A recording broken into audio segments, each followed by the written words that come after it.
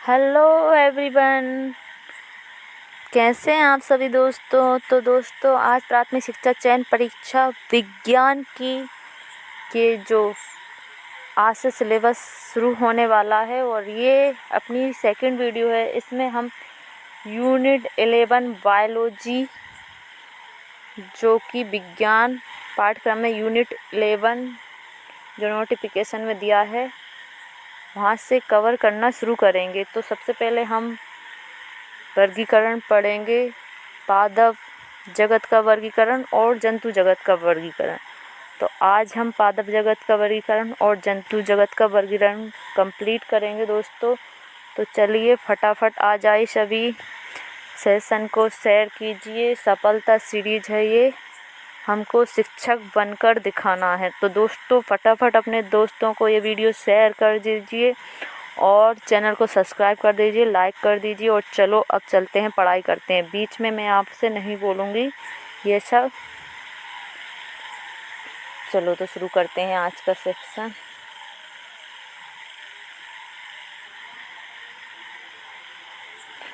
वनस्पति जगत वर्गीकरण। तो इसमें हम पढ़ेंगे शैवाल। वनस्पति जगत का वर्गीकरण 5 प्रकार का होता है, 5 उसमें होता है जगत में। शैवाल, बायोफाइटा, टेरिडोफाइटा, जिम्नोस्पर्म और एंजियोस्पर्म। तो पूरे विस्तार से जानेंगे हम इस अध्याय में। हम प्लांटी जगत, जिसे वनस्पति जगत भी कहा जाता है, के बारे में तथा वर्गीकरण के विषय में विस्तार से पढ़ेंगे। दोस्तों ये हम एनसीईआरटी से पढ़ रहे हैं और टॉपिक जो है मैं दूसरी बुक से कंप्लीट कराऊंगी, उसमें भी अच्छे से समझाया गया है। तो पहले हम इसको कवर कर लेंगे, इसको थोड़ा डीप पढ़ेंगे, बाकी मैं और अच्छे से कराऊंगी। हमें यहाँ पर इस बात का ध्यान देने की आवश्यकता है कि वनस्पति जगत के विषय में समानुसार परिवर्तन आया है। फंजाई, कवक तथा मोनेरा तथा प्रोटिस्टा वर्ग के सदस्य, जिसमें कोशिका वृत्ति होती है, अब प्लांटी वर्ग से निकाल दिए गए हैं। ये कौन से वर्ग में आ गए? जीव वर्ग में। यद्यपि वे पहले दिए गए वर्गीकरण के अनुसार एक ही जगत में होते थे, इसलिए साइनोबैक्टीरिया, जिन्हें नील हरित शैवाल कहते हैं, अब शैवाल नहीं हैं। इस अध्याय में हम ये याद रखना दोस्तों, साइनोबैक्टीरिया, जिन्हें नील हरित शैवाल कहते थे, अब यह शैवाल नहीं हैं।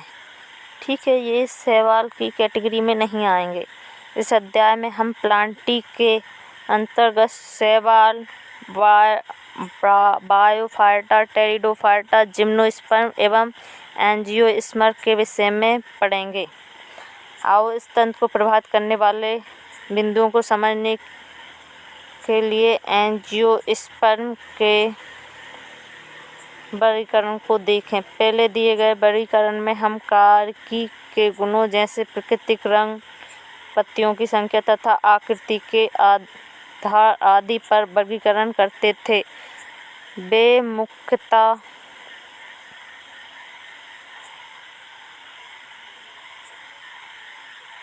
कार्की गुणों अथवा पुमंग की रचना के आधार पर हैं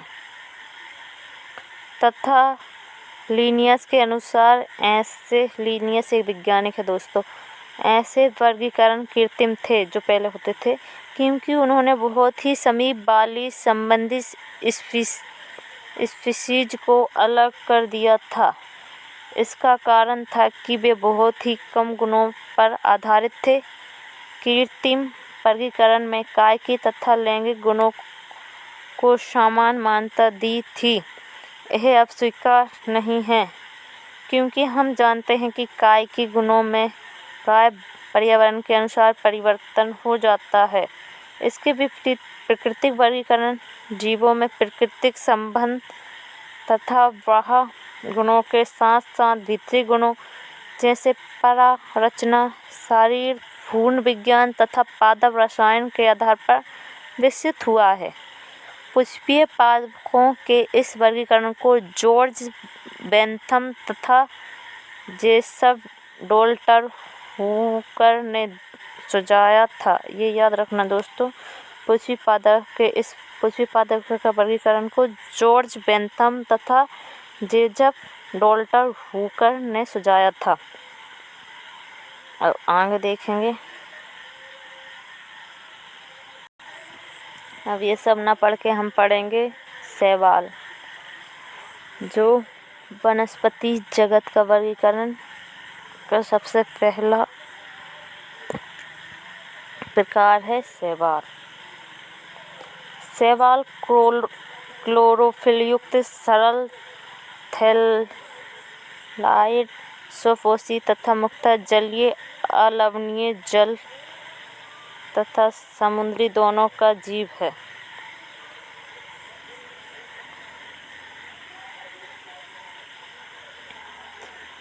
वे अन्य आवास जैसे नमी युक्त पत्थरों, मिट्टी तथा लकड़ी में भी पाए जाते हैं। इनमें से कुछ कवक लाइकेन में तथा प्राणियों के संगठन में भी पाए जाते हैं, जैसे स्लॉथ, रीढ़। ये सारा अच्छे से ध्यान से पढ़ना दोस्तों। शैवाल के माप तथा आकार में बहुत भिन्नता होती है। यह कॉलोनियाँ जैसे वॉलवॉक्स तथा तंतुमयी जैसे यूलोथ्रिक्स, स्पाइरोगायरा तक हो सकते हैं। इनमें से कुछ शैवाल जैसे केल्प बहुत विशालकाय होते हैं। शैवाल कायिकी अलैंगिक तथा लैंगिक जनन करते हैं। कायिक जनन विखंडन विधि द्वारा होता है। इसके प्रत्येक खंड से थैलस बन जाता है। अलैंगिक जनन विभिन्न प्रकार के बीजाणुओं द्वारा होता है। सामान्यतः ये बीजाणु जूस्पोर्स होते हैं। इनमें कशाभिक फ्लैजिला होता है और यह चलायमान होते हैं। अंकुरण के बाद इनसे पौधे बन जाते हैं। लैंगिक जनन में 2 युग्मक संघटित होते हैं। यह युग्मक कशाभिक युक्त, फ्लैजिला युक्त तथा माप में समान हो सकते हैं, जैसे यूलोथिक्स अथवा फ्लैजिला विहीन लेकिन समान।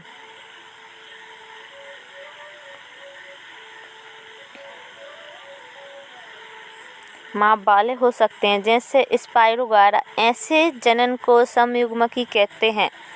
जब विभिन्न माप वाले 2 युग्मक संगलित होते हैं तब उसे असमयुग्मकी कहते हैं। जैसे यूडोराइडना की कुछ स्पीशीज विषमयुग्मकी लैंगिक जनन में एक बड़े अचल स्थैतिक मादा युग्मक से एक छोटा चलायमान नर युग्मक सम्मिलित होता है, जैसे वॉलवॉक्स।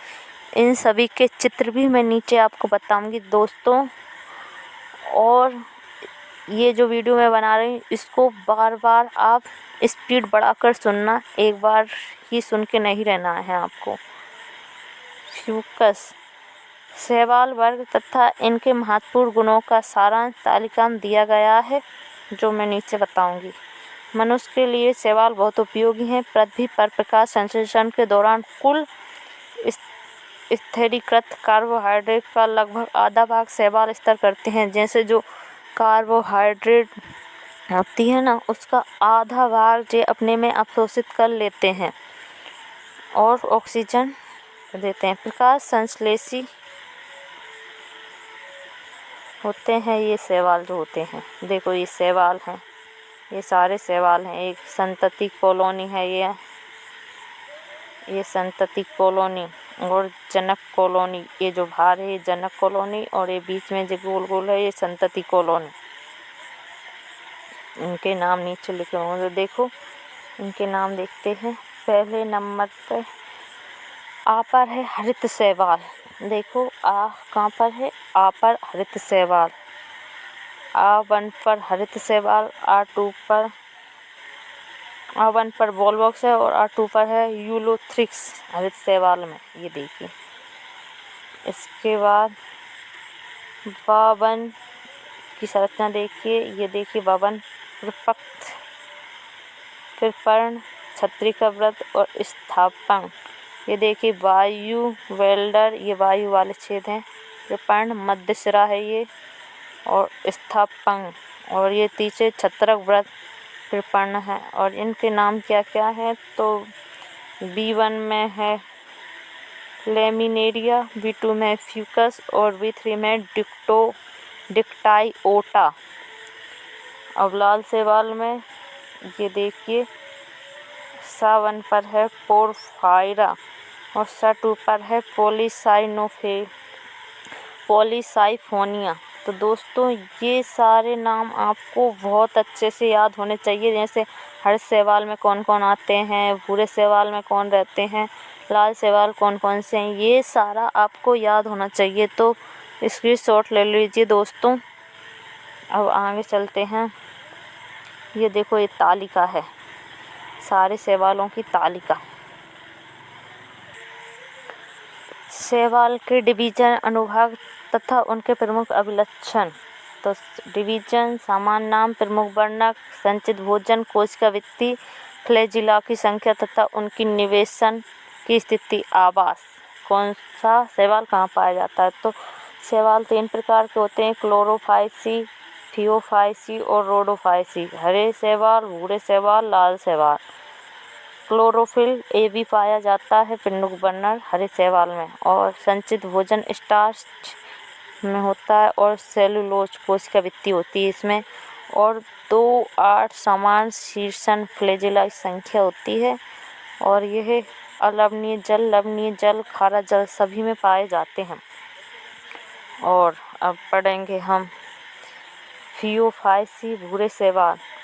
इसमें प्रमुख वर्णक क्लोरोफिल एसी फ्यूकोजेथिन पाया जाता है, और ये मैनिटोल लेमिनेरिया संचित भोजन है इसका, और सेलुलोज तथा एल्जिन कोशिका वृत्ति है।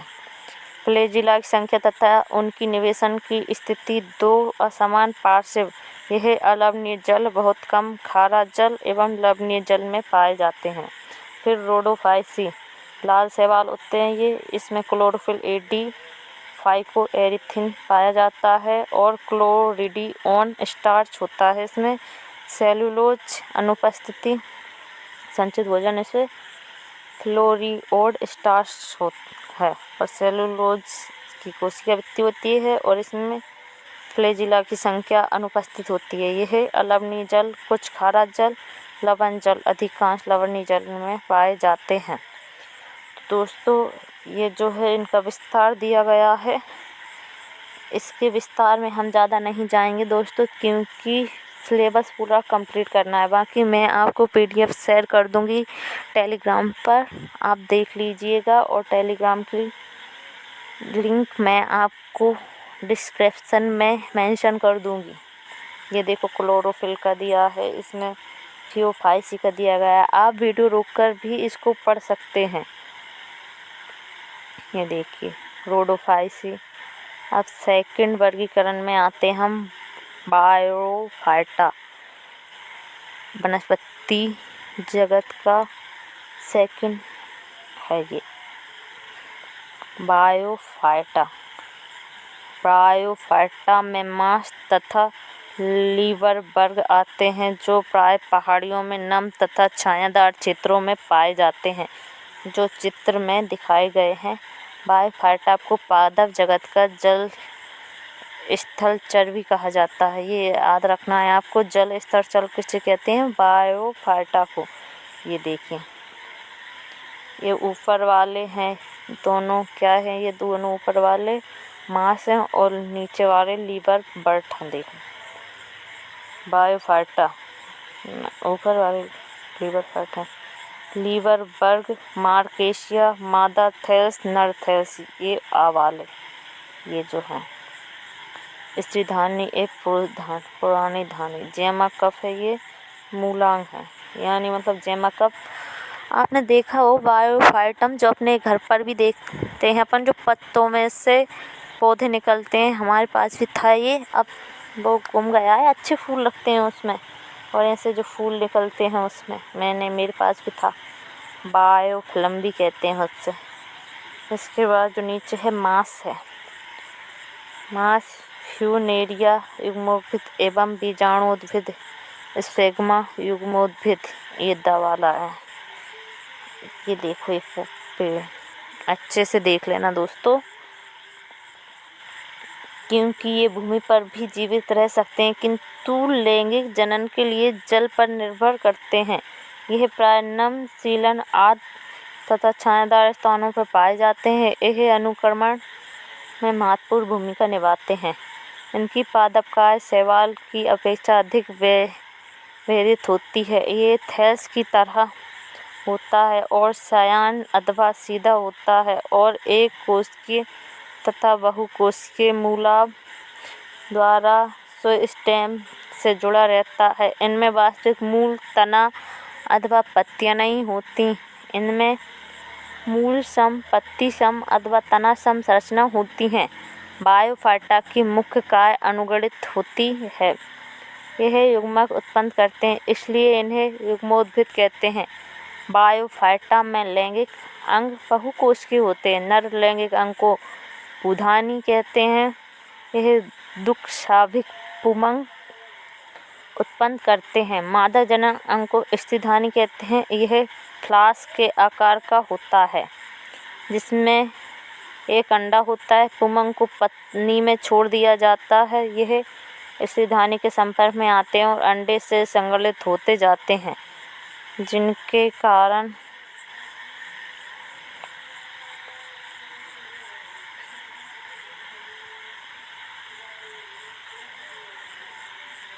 युग्मनज बनता है। युग्मनज में तुरंत न्यूनीकरण विभाजन नहीं होता और इससे एक बहुकोशीय बीजाणु उद्भिद स्पोरोफाइटा बन जाता है। स्पोरोफाइटा मुक्तजीवी नहीं है, बल्कि यह प्रकाश संश्लेषी युग्मोद्भिद से जुड़ा रहता है और इससे अपना पोषण प्राप्त करता रहता है। यह स्पोरोफाइटा कुछ कोशिकाओं की न्यूनीकरण विभाजन होता है, जिससे अगुणित बीजाणु अंकुरित होकर युग्मोद्भिद में विकसित हो जाते हैं। बायोफाइटा बहुत कम आर्थिक महत्व है, लेकिन कुछ मांस शाकाहारी स्तनियों, पक्षियों तथा अन्य प्राणियों को भोजन प्रदान करते हैं। स्फेग्म की कुछ स्पीशीज जाति पीठ प्रदान करती हैं, जिससे उपयोग ईंधन के रूप में करते हैं। इसका उपयोग पेकिंग में और जीवित पदार्थ को स्थानांतरित करने में भी करते हैं। इसका कारण है इसमें पानी को रोकने की क्षमता बहुत अधिक होती है। लाइकेन्स समेत मांस सर्वप्रथम ऐसे सजीव हैं जो चट्टानों पर उगते हैं। इनका पारिस्थितिक दृष्टि से बहुत महत्व है। इन्होंने चट्टानों को अपघटित किया और अन्य उच्च कोटि के पौधों को उगने के अनुरूप बनाया। चूंकि मांस मिट्टी पर एक सघन परत बना देते हैं, इसलिए वर्षा की बौछार मृदा और अधिक हानि नहीं पहुंचा पाती और इस प्रकार से ये मृदा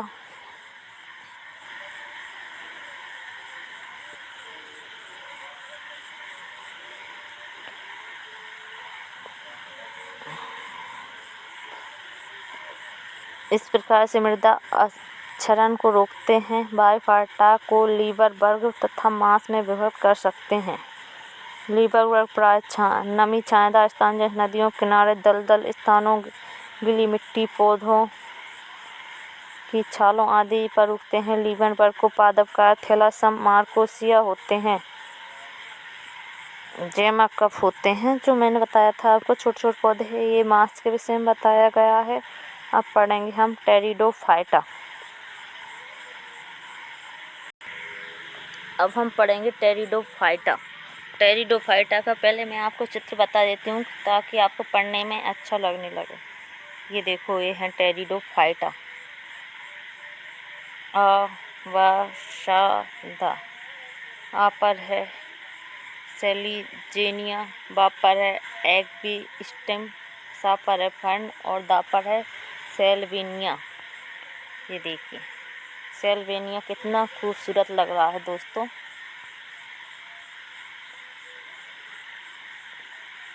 अब पढ़ते हैं टेरिडोफाइटा।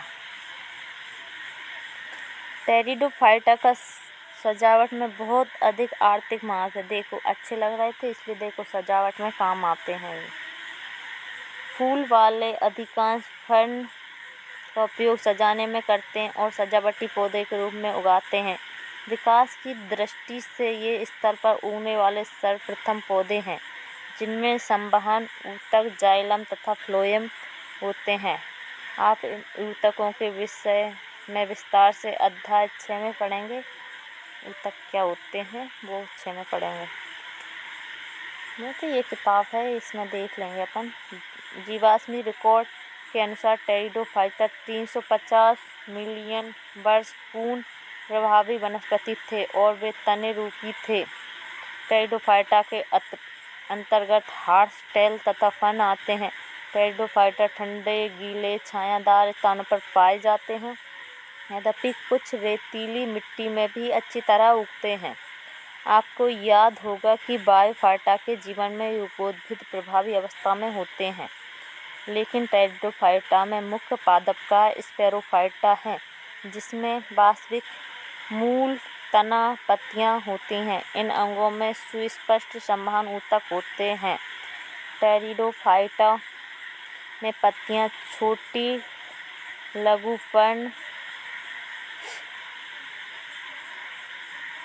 उदाहरणतः सेलिजेनिया अथवा बड़ी वृत्तपर्ण हो सकती हैं। जैसे फर्न स्पेरोफाइटा में बीजाणुधानी होती हैं, जो पत्ते की तरह के बीजाणुपर्ण पर लगी रहती हैं। कुछ टेरिडोफाइटा में बीजाणुपर्ण सघन होते हैं, एक सुस्पष्ट रचना बनाते हैं, जिन्हें शंकु कहते हैं। उदाहरण सेलिजेनिया एग्विसिटम। बीजाणुधानी की स्थिति बीजाणु मात्र कोशिका में मियोसिस के कारण बीजाणु बनाते हैं। बीजाणु अंकुरित होने पर एक अस्पष्ट, छोटा, बहुकोशिक, मुक्तजीवी, अधिकांशतः प्रकाश संश्लेषी थैलम युग्मोद्भिद बनाते हैं, जिन्हें प्रोथेल्स कहते हैं। इन युग्मोद्भिदों को उगने के लिए ठंडा, गीला, छायादार स्थान होना चाहिए। ये देखो, इसमें स्तंभ भी है, यानी कि तना, पत्तियां भी हैं, मूल भी हैं। इसमें स्टोविलिस, पर्ण, संधि, गांठ, शाखा। ये देखो, ये अभी देखा था। इसकी विशिष्ट सीमित आवश्यकताएं। उनिषेचन के लिए पानी की आवश्यकता कम होने के कारण जीवित टेरिडोफाइटा का फैलाव भी सीमित है और कम भौगोलिक क्षेत्रों तक सीमित है। युग्मोद्भिद के नर तथा मादा अंग होते हैं, जिन्हें क्रमशः पुधानी तथा स्त्रीधानी कहते हैं। पुधानी से पुंमंगों के निकलने के बाद उसे स्त्रीधानी के मुंह तक पहुंचाने के लिए पानी की आवश्यकता होती है। स्त्रीधानी में स्थित अंडे से नर युग्मक संलग्न हो जाता है और युग्मनज बनता है। इसके बाद युग्मनज में बहुकोशिकीय सुस्पष्ट स्पेरोफाइटा बन जाता है, जो टेरिडोफाइटा ही की प्रभावी अवस्था है। यद्यपि अधिकांश टेरिडोफाइटा में जहाँ स्पोर एक ही प्रकार के होते हैं, उन पौधों को समबीजाणु कहते हैं। सेलिजेनेला साल्विनिया में 2 प्रकार के हैं, बृहद बड़े तथा लघु छोटे स्पोर बनते हैं। ये पौधा होता है सेलेजिनेला और साल्विनिया, जिसे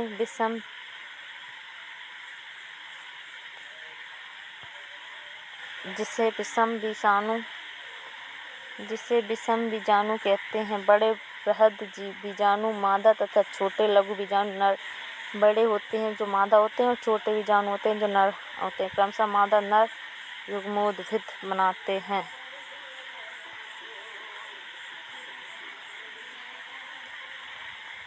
जिससे नया शैशव गुण बनता है। यह घटना बहुत महत्वपूर्ण समझी जाती है, जो बीजीय प्रकृति की ओर ले जाती है।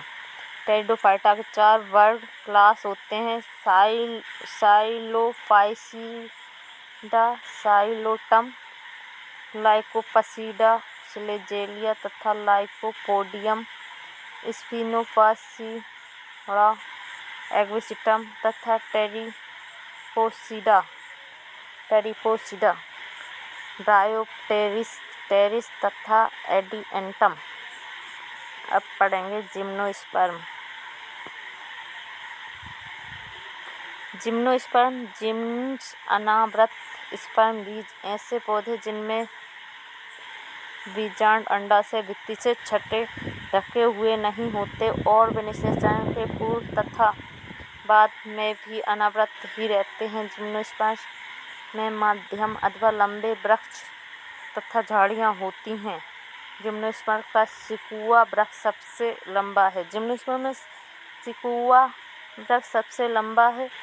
इनकी मूल प्राय मूल होती है। इसके कुछ मीन्स की मूल कवक से सहयोग कर लेती है, जिसे कवक मूल कहते हैं।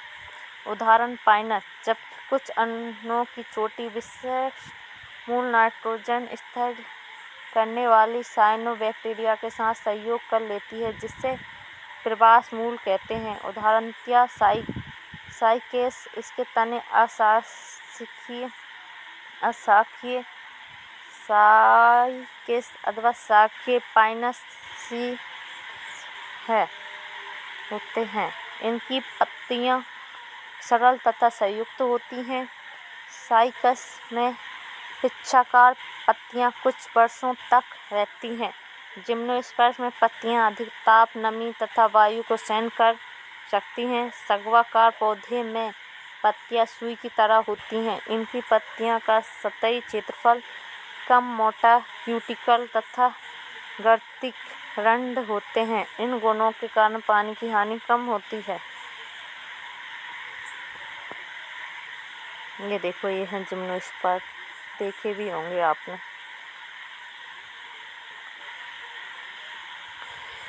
जिम्नोस्पर्म विषम बीजाणु होते हैं। यह अगुणित लघु बीजाणु तथा बृहद बीजाणु बनाते हैं। बीजाणुधानी में दो प्रकार के बीजाणु उत्पन्न होते हैं।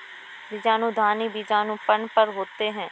बीजाणुपर्ण सर्विल की तरह तने पर लगे रहते हैं। ये शलभ अथवा सघन शंकु बनाते हैं। शंकु जिन पर लघु बीजाणुपर्ण तथा लघु बीजाणुधानी होती हैं, उन्हें लघु बीजाणुधानी अथवा नर शंकु कहते हैं। प्रत्येक लघु बीजाणु से नर युग्मकोद्भिद संतति उत्पन्न होती है, जो बहुत ही न्यूक्लीकृत होती है और यह कुछ ही कोशिकाओं में सीमित रहती है। इस न्यूक्लीकृत नर युग्मोद्भिद को परागकण कहते हैं। परागकणों का विकास लघु बीजाणुधानी में होता है। जिस शंकु पर गुरु बीजाणुपर्ण तथा गुरु बीजाणुधानी होती है, उन्हें गुरु बीजाणुधानी अथवा मादा शंकु कहते हैं। जिस पर गुरु बीजाणुपर्ण और गुरु बीजाणुधानी होते हैं, मादा शंकु कहते हैं। दो प्रकार के नर अथवा मादा शंकु एक ही वृक्ष, पाइनस अथवा विभिन्न वृक्षों पर, साइकस पर स्थित हो सकते हैं। पाइनस पर यदि दोनों शंकु मादा और नर दोनों शंकु पाए जाते हैं, उसे पाइनस, और विभिन्न शंकु पर भी पाए जाते हैं। गुरु बीजाणु मात्र कोशिका बीजांडकाय की एक कोशिका से विभेदित हो जाती है। बीजांडकाय एक अस्तर द्वारा सुरक्षित रहता है और इस सघन रचना को बीजांड कहते हैं। बीजांड गुरु बीजाणुपर्ण पर होते हैं, जो एक गुच्छा बनाकर मादा शंकु बनाते हैं। गुरु बीजाणु मात्र कोशिका में मियोसिस द्वारा 4 गुरु बीजाणु बन जाते हैं। गुरु बीजाणुधानी बीजांडकाय स्थित अकेला गुरु बीजाणु मादा युग्मोद्भिद में विकसित होता है। इसमें 2 अथवा 2 से अधिक स्त्रीधानी अथवा मादा जनन अंग होते हैं। बहुकोशिक मादा युग्मोद्भिद भी गुरु बीजाणुधानी में ही हो रहा होता है। जिम्नोस्पर्म में 2 ही नर तथा मादा युग्मोद्भिद ब्रायोफाइटा तथा टेरिडोफाइटा की तरह स्वतंत्र नहीं होते हैं। वे स्पैरोफाइटा पर बीजाणुधानी में ही रहते हैं। बीजाणुधानी से परागकण बाहर निकलते हैं। ये गुरु बीजाणुपर्ण पर स्थित बीजांड के छिद्र तक हवा द्वारा ले जाते हैं। परागकण से एक पराग नली बनती है, जिसमें नर युग्मक होता है। यह पराग नली स्त्रीधानी की ओर जाती है और वहां पर शुक्राणु छोड़ देती है।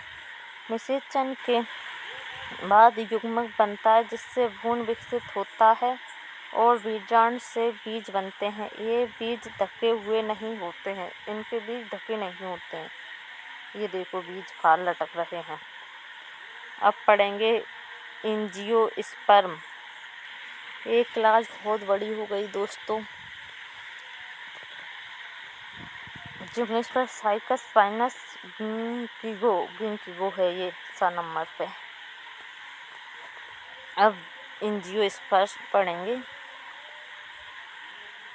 पुष्पीय पादप अथवा एंजियोस्पर्म में परागकण तथा बीजाणु विशिष्ट रचना के रूप में विकसित होते हैं, जिन्हें पुष्प कहते हैं, जबकि जिम्नोस्पर्म में बीजाणु